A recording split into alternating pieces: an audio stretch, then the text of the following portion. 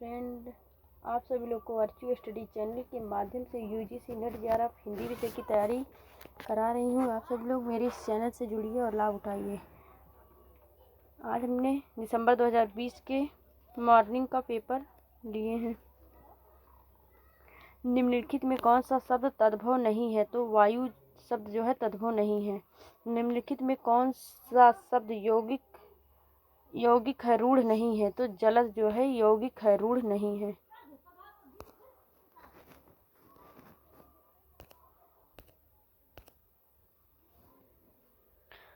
निम्नलिखित में कौन सी भाषा आर्य भाषा के अंतर्गत नहीं आती है? तो अरबी भाषा जो है आर्य भाषा के अंतर्गत नहीं आती है, सामी भाषा के अंतर्गत आती है। तारिक निम्नलिखित में से किस भाषा का मूल शब्द है? तो तारिक जो है अरबी भाषा का मूल शब्द है। रामचंद्र शुक्ल के अनुसार नाथों की संख्या कितनी है? तो नाथों की संख्या 9 है, 9। नगर बहिरे डोमी तोहरी गुड़िया छाई, छुई जाई सो बहा नदड़िया, इसका कथन है। तो ये पंक्ति है कड़हप्पा का। रामचंद्र शुक्ल के अनुसार निम्नलिखित में से द्वय आश्रय काव्य के रचयिता कौन है? तो द्वय आश्रय काव्य के रचयिता हेमचंद है।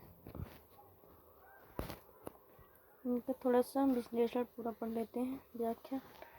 प्रसिद्ध आलोचक रामचंद्र शुक्ल के अनुसार द्वयाश्रय काव्य की रचयिता हेमचंद है। इस काव्य की रचना हेमचंद ने अपने व्याकरण के उदाहरण के लिए की थी, जिसमें कुमारपाल चरित नामक एक प्राकृत काव्य भी है, जबकि पुष्पदंत अपभ्रंश के कवि हैं। इनकी प्रमुख ग्रंथ 63 महापुराण है। पुष्पदंत जो है पुष्पदंत अपभ्रंश के कवि, इनके प्रमुख ग्रंथ हैं 63 महापुराण। इन्हें अपभ्रंश का भभूति भी कहा जाता है, तो बहुत इम्पोर्टेंट है।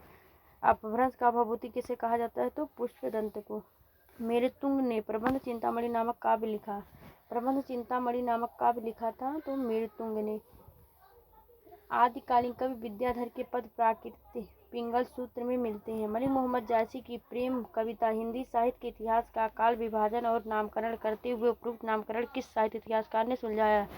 अब्राहम जॉर्ज ग्रियर्सन ने। हिंदी साहित्य के इतिहास का काल विभाजन और नामकरण करते हुए मलिक मोहम्मद जायसी की प्रेम कविता नामकरण जॉर्ज अब्राहम ग्रियर्सन ने अपने साहित्य इतिहास ग्रंथ the modern vernacular literature of Hindustan में सुलझाया। अतः उचित उत्तर जॉर्ज अब्राहम ग्रियर्सन होगा। निम्नलिखित में कौन सा निबंध तात्विक विशेषता नहीं है? निबंध की तात्विक विशेषता नहीं है, तो संवादात्मकता जो है निबंध की तात्विक विशेषता नहीं है। अन्वित विचारात्मकता, आत्मव्यंजकता। त्रिशंकु नाटक के नाटककार हैं बृज मोहन शाह, जो है त्रिशंकु नाटक के नाटककार हैं। इनका विश्लेषण पूरा देख लेते हैं। त्रिशंकु नाटक के नाटककार बृज मोहन शाह हैं। त्रिशंकु एक व्यंग्य प्रधान नाटक है। नाटककार ने त्रिशंकु में समाज की पूरी व्यवस्था पर व्यंग्य करते हुए त्रिशंकु के समान लटकते मूल्यों पर चोट किया है। तिलचट्टा, मुद्रा राक्षस का, रस गंधर्व, मणिक मधुकर का तथा देवयानी का कहना रमेश बच्ची का चर्चित नाटक है।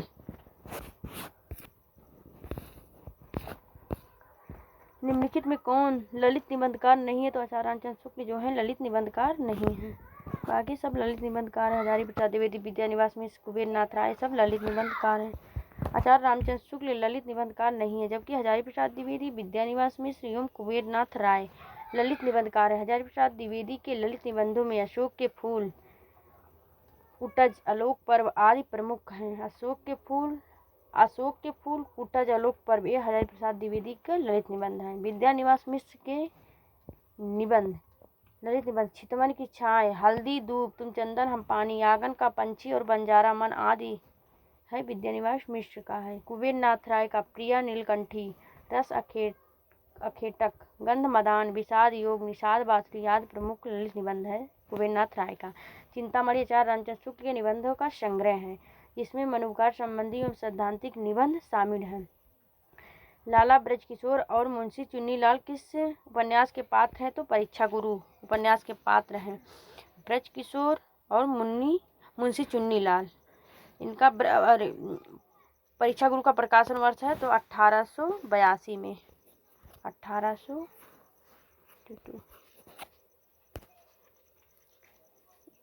लाला ब्रजकिशोर और मुंशी चुन्नीलाल लाला श्रीनिवास दास के उपन्यास परीक्षा गुरु 1882 के उपन्यास के पात्र हैं। भाग्यवती 1877 में, भाग्यवती उपन्यास का प्रकाशन हुआ था 1877 में। श्रद्धाराम फिल्लौरी का नूतन ब्रह्मचारी 1886 में। रहस्य कथा 1879 में। उपन्यास बालकृष्ण भट्ट का है रहस्य कथा। आधुनिक ईरान की पृष्ठभूमि पर रक्त रंजित क्रांति का चित्रण निम्नलिखित में से किस उपन्यास में किया गया था? तो 7 नदियां एक समुंदर में किया गया था। किसका है? तो नासिरा शर्मा का उपन्यास है 7 नदियां एक समुंदर। इसमें आधुनिक ईरान की पृष्ठभूमि पर रक्त रंजित क्रांति का चित्रण हुआ है। सीता हरण तात जनि कहु पिता संजाई, जो मैं राम तो कुल सहित कहीं दशानन जाई। उक्त उदाहरण में कौन सी ध्वनि है? तो इसमें अर्थांतर संक्रमित वाच्य ध्वनि है।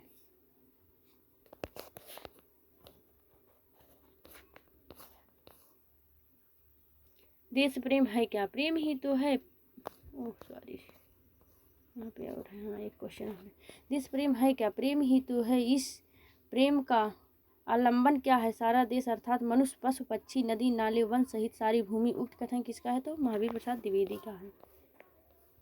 निम्नलिखित में कौन सा कथन सही नहीं है? अरस्तु का अनुकरण सिद्धांत प्लेटो के अनुकरण सिद्धांत से सर्वथा भिन्न है। बिल्कुल सही। अरस्तु ने स्पष्ट कर दिया कि कवि और चित्रकार के माध्यम अलग अलग हैं। बिल्कुल सही है। प्लेटो के अनुकरण को सभी कलाओं की एकता का समान आधार माना गया। ये भी सही है। अरस्तु का अनुकरण सिद्धांत प्लेटो के अनुकरण सिद्धांत का अनुकरण मात्र एक गलत है। निम्नलिखित में कौन सा कथन सही है? वर्ड्सवर्थ की प्रसिद्ध कृति बायोग्राफिया लिटरेरिया में कल्पना के सिद्धांत का विश्लेषण किया गया। विस्तृत विश्लेषण है। कथन सी जो सही है। काल्डिस के अनुसार कला किसी कलाकृति का मूल उसकी कलात्मकता में ही है, उसके बाहर नहीं है।